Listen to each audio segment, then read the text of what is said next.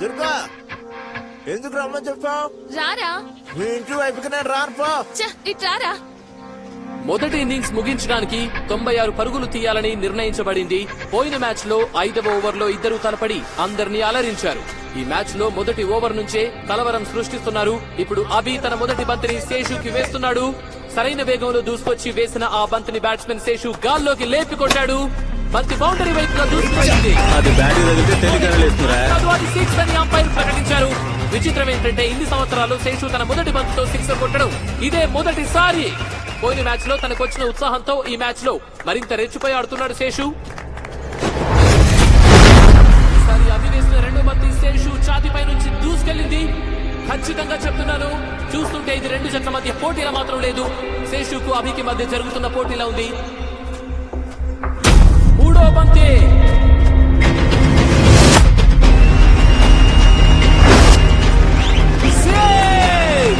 పోయిన మ్యాచ్ లో అభిది పై చేయి అయితే ఈ మ్యాచ్ లో శేషుది పై చేయి.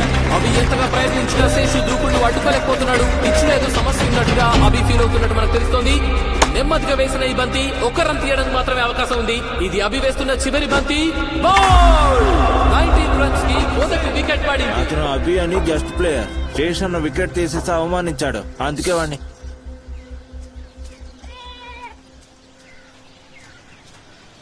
ఈ రోజు ఫైనల్లో అభిని ఓడించాలని కమిటీ టీంలో ఆడడానికి శేషన్న వెళ్ళాడు.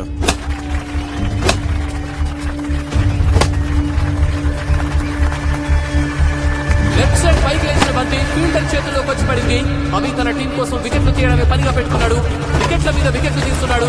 కానీ ఈసారి మాత్రం శేషు వికెట్ తీయడం అభికి కష్టంగా మారింది. ఎలాగైనా సరే ఈ మ్యాచ్ లో తన సత్తా చూపించాలన్న కసితో శేషు బ్యాటింగ్ తో రెచ్చిపోతున్నాడు. కమిటీ సభ్యులు, ముఖ్య అతిథి కూడా లేచి ఆయన మరింత ఉత్సాహపరుస్తున్నారు. అలాగే అభిలో కూడా పట్టుదల మరింతగా పెరిగింది. గ్రౌండ్ లో గొడవ పడ్డా అన్నాయి కదా ఇతను. రే అరవిందో, ఏంట్రా ఇలా రారా. శేషాన్నతో కన్నా గ్రౌండ్ లో గొడవ పడ్డాడు చూడు, అతను టీవీలో వస్తున్నాడు రా. ఇలా రారా. మనం ఏం చేసినా గుంపులో ఒక్కడిగా చేయకూడదు, ఒంటరిగా చేయాలి. రే అన్న వెనకాలన్న బిల్డింగ్ చూడరా, ఎవరో సిఎస్ కి పెయింటింగ్ వేశారు. రే ఆ ఇల్లు అన్నదిరా. 12 బంతుల్లో ఇంకా 3 రన్స్ మాత్రమే అవసరం. 5 స్టార్ టీం తన 8వ వికెట్ ని కోల్పోయింది. అంతా తానే విజృంభిస్తున్న శేషు 71 రన్లతో అజేయంగా నిలిచారు. మిగిలిన 2 వికెట్లను కూడా తీసేందుకు అభి 11వ ఓవర్ ని వేస్తున్నాడు. అభి ఇంకో బాల్ తో దూసుకొస్తున్నాడు. 5 స్టార్ టీం తన 9వ వికెట్ ని కోల్పోయింది. శేషు కృషినంతా బొమ్ము చేస్తూ అభి తన జట్టును విజయం దిశగా తీసుకెళ్లే నువ్వు ఏం చేస్తావు తెలియదు. ఈ ఓవర్ మాత్రం కంటిన్యూ చేయి. ఒక 4 బాల్స్ డిఫెన్స్ ఆడి తర్వాత బిగుసుకుపోయి నిలబడకో, భయపడకుండా ఆడు, సరేనా? ఈ ఓవర్ లోనే మనం గెలవాలి, జాగ్రత్త. అభి సింగిల్ తీద్దాం ట్రై చేస్తాను. నేను అందరినీ లోపల నుంచి పెడతానా? కానీ అభి ఇప్పుడు లోపలికి బాగా పెరిగిపోయింది. మరూరికి చెందిన శేషుకి ఇది ప్రెస్టేజ్ ఇష్యూగా మారింది. అభి వేస్తున్న రెండో బంతి దినేష్ వైపుగా అక్కడ లెఫ్ట్ సైడ్ సింగిల్ తీయడానికి అవకాశం ఉంది. కానీ బ్యాట్స్మెన్ ఆ అవకాశం తీసుకోలేదు. ఇంకోసారి శేషు రన్నర్ సైడ్ వెళ్లిపోయాడు. ఒక బాల్ కూడా ఆడలేకపోతున్నావు. ఒక సింగిల్ తీసేవరా చాలు. శేషు మళ్ళీ ఒక రన్ తీశాడు. ఎలాగైనా సరే బ్యాటింగ్ ఎండ్కి వెళ్లిపోవాలని శేషు ఎంతో అసహనంగా ఉన్నాడు. అటు ఇటు తిరుగుతూ ఉన్నాడు. తను ఆడుతున్న టీం ని గెలిపించేందుకు శేషు తన శక్తులన్నీ పణంగా పెట్టి ఆడుతున్నాడు. ఏం జరగబోతోంది? మనందరిలోనూ ఉత్కంఠుంది. ఇది అభి వేయబోతున్న చివరి బంతి. సుజిత్ కి వేస్తున్నాడు. సుజిత్ ఏం చేస్తాడో చూడాలి. అతను ఒక రన్ తీసి శేషుకు అవకాశం ఇస్తాడా లేదా?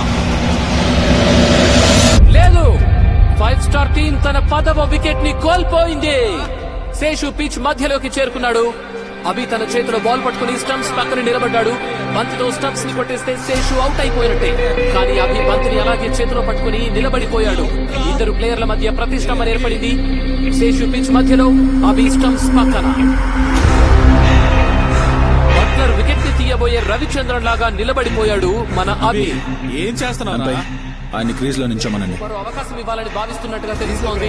శేషుని క్రీజ్ లో నిలబడమన్న అంపైర్ ఆయనకు సూచనలు ఇస్తున్నాడు. నిజానికి ఇది శేషు ఈగోకి ఒక సవాల్ గా మారిందని చెప్పాలి. అభి ఇచ్చిన అవకాశాన్ని 5 స్టార్ ఇలాంటి వికెట్ తేలిగ్గా దిగొడతారా?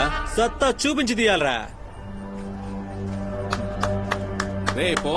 నిలబడ్డాడు పోరా. ఏమంటున్నారా? అభి ఇచ్చిన అవకాశాన్ని 5 స్టార్ టీం సద్వినియోగం చేసుకుంటుందో లేదో చూడాలి. వేరా అభి. ఇప్పుడు అభి బౌలింగ్ మొదలు పెట్టాడు. సుజిత్ కి తన బంతిని వేస్తున్నాడు.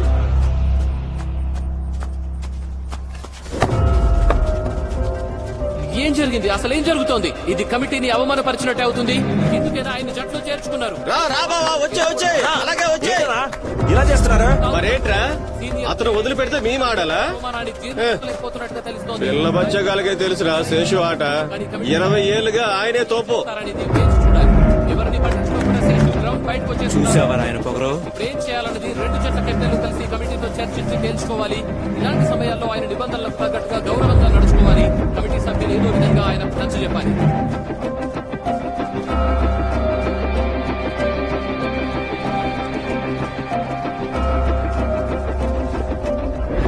ఏంటన్నా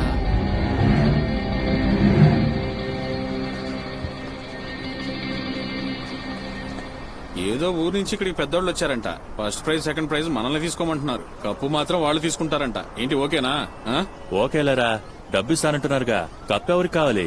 రే ఏంట్రా చండాలి ఇంకా డబ్బు గిబ్బు అంటూ? కప్ కోసమే కదా అందరం కష్టపడి ఆడుతున్నాం. చండాలమా? మీ ఊళ్ళో జాలీ ఫ్రెండ్స్ డైరెక్ట్ గా ఫైనల్ ఆడుతున్నారుగా, అప్పుడు సైలెంట్ గానే ఉన్నావుగా. చండాలం అని అప్పుడు తెలీదా నీకు? మణి, జాలీ ఫ్రెండ్స్ గురించి తప్పుగా మాట్లాడితే బాగోదు. అది మీ ఊరు టీం రా, నీ టీమ్ లో ఫీల్ అవుతున్నావు. అందులో నిన్ను చేర్చుకోమని చెప్పారుగా. ఎందుకు అనవసరంగా మాట్లాడుతున్నావు? ఓహో, తమ్ముణ్ణి సొంత టీంలోంచే పీకేశారా? అందుకే గతి లేక వేరే టీముల్లో ఆడుతున్నాడా? రేయ్, నువ్వేంటో గెస్ట్ ప్లేయర్ అడుగుతున్నావు? వెళ్ళి కమిటీతో మాట్లాడు. రాజుమామా, రేయ్, ఇటారా? ఊరు వెళ్ళాలి. ఏంట్రా రావయ్యా. ఇప్పుడు ఆట గెలిచింది ఎవరయ్యా? చూస్తున్నావు ఇక్కడ ఏం జరుగుతోందో. మరేంట్రా ఎగస్ట్రా వీరుడు. చివరి దాకా ఎవరాడారో వాళ్లే గెలిచినట్టుగా నిర్ణయించాలి. ఇది నిబంధన. దీన్నెవరూ కాదనకూడదు. ప్లేయర్ గనక విత్డ్రా అయితే అతను ఓడినట్టుగానే భావించాలి.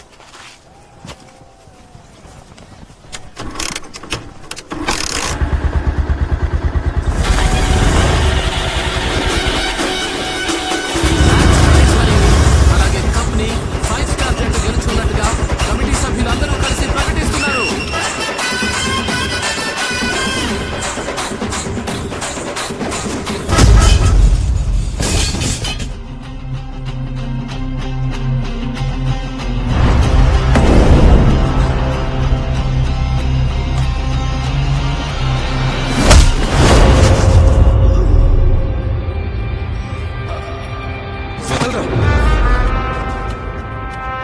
పోతే పోనీలే అని వదిలేసా.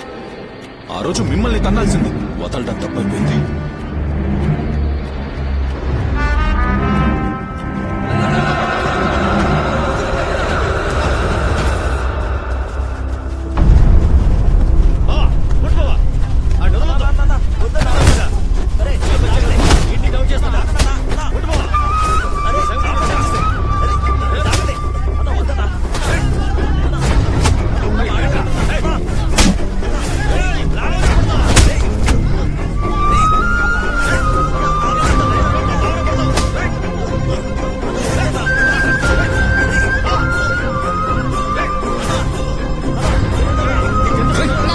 వద్దు నాన్న, వద్దు నాన్న, వదిలేయ్. అంతు చూస్తా. వదిలేయమని చెప్తున్నా.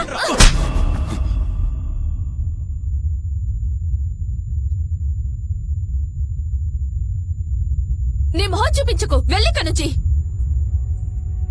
యశోదా చూసావా, వీడిని నమ్మే ఊరంతా అప్పులు చేసావు. ఇంకోసారి వాడితో కనిపించావంటే ఏమ్మా యశోదా, ఏంటిది? మా ఊరు పరువు తీయడానికి ఇక్కడికి వచ్చాడు మీ ఆయన. ముందు మీ ఆయన ఇంటికి తీసుకెళ్ళు. రేయ్, నోర్మీరా. రేయ్, నువ్వెందుకు వచ్చావు? అమ్మాయిని తీసుకుని ఇంటికెళ్ళు. ఏంటి ఇంటికెళ్ళమంటున్నావా? నన్నొదిలే సామి, చాలు. పడ్డ బాధలు చాలు. ఇక మీదైనా నేను మర్యాదగా బతకాలనుకుంటున్నా. ఇక మీదట నేను నీ ఇంటికి రాను. నువ్వు రావద్దు. రావే.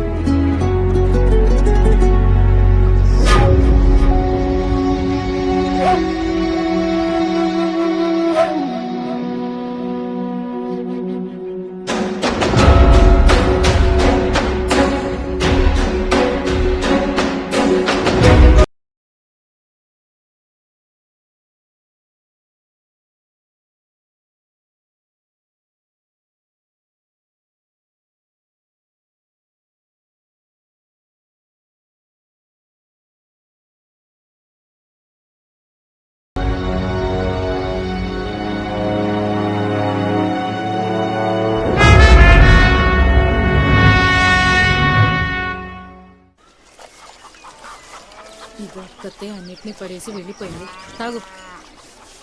మనుషులే అనుకుంటే నువ్వు వాళ్ళకన్నా ఎక్కువే చేస్తున్నావు. ఇట్రా తాగి జావు.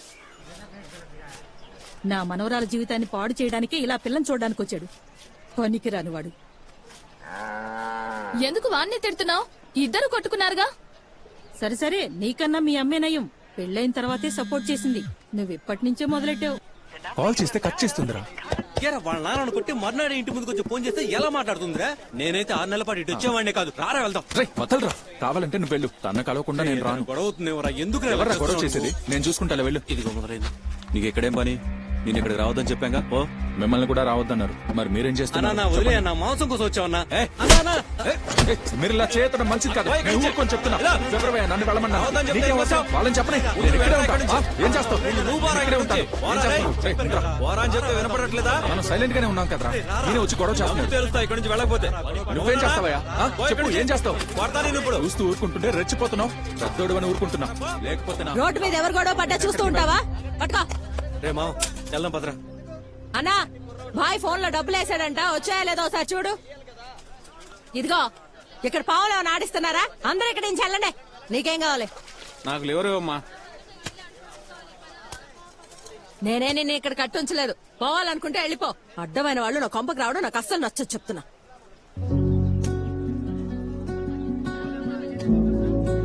మీ అమ్మాయినేమీ రమ్మండం లేదండి. మీ వస్తువు నా దగ్గర ఉంది. అది ఇచ్చి వెళ్దామని వచ్చాను. తీసుకోండి.